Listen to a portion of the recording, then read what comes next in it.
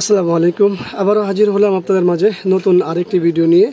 আপনারা দেখতে পাচ্ছেন আমাদের সামনে একটি গিগাবাইট কার্ভ বর্ডারলেস মনিটর আছে এবং এটির কি সমস্যা সে বিষয়ে আমরা ইনশাআল্লাহ আজকে দেখব এবং জানাবো এই ধরনের সমস্যা হলে সমাধান হয় কিনা বা করলেও কিভাবে করতে হবে সবকিছু বিস্তারিত জানাবো। তো এটার মডেল নাম্বারটি কত সেটা একটু দেখার চেষ্টা করি আমরা।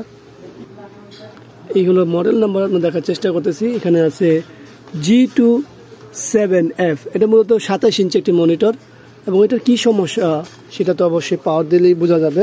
তো আমাদের সঙ্গে থাকুন, আমরা চেষ্টা করব এই ভিডিওতে আপনাদেরকে জানানোর চেষ্টা সেটা হলো যে এই ধরনের সমস্যা হলে সমাধান হবে কি না বা এই সমস্যাগুলো কেন হয় সেই বিষয়গুলো দেখানোর চেষ্টা করব। তবে ভিডিওটি খুবই গুরুত্বপূর্ণ একটি ভিডিও। অনেকেই এখনই মনে করবেন যে কি দেখব, তো পাওয়ারটি দিই এরপরে বিস্তারিত কথা বলি। তো চলুন আমরা একটি পাওয়ারটি অন করি। পাওয়ারটি অন করতে আমাদের এখান থেকে, কারণ এটা একটু সময় লাগবে। আলহামদুলিল্লাহ পাওয়ার অন হয়েছে, কিন্তু দুঃখের বিষয় যেটা আপনারা যা দেখেছেন আমিও তাই দেখেছি, সেটা হলো প্যানেলটি ফিজিক্যাল ড্যামেজ। এই যে দেখতে পাচ্ছেন।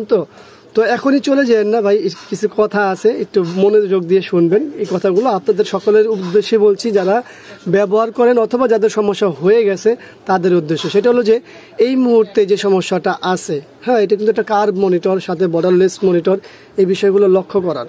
তো এই ধরনের সমস্যা হয়ে গেলে, যে ফিজিক্যাল ড্যামেজ হয়ে গেলে কি করণীয় আছে ভাই? আচ্ছা, এর আগে একটু বলি যে এটা আসলে কিভাবে হলো।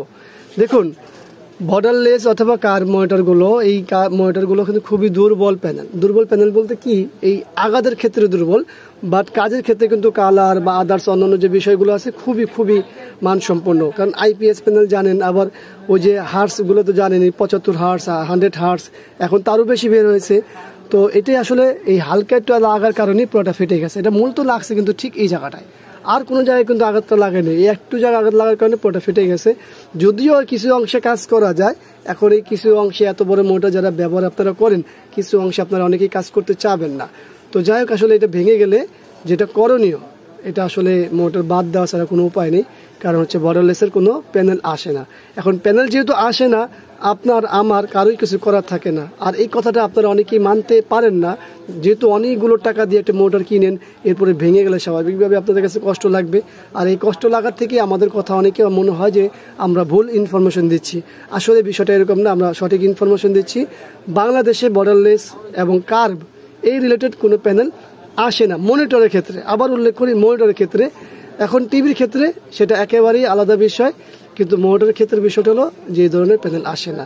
এখন আপনাদের কি করণীয়?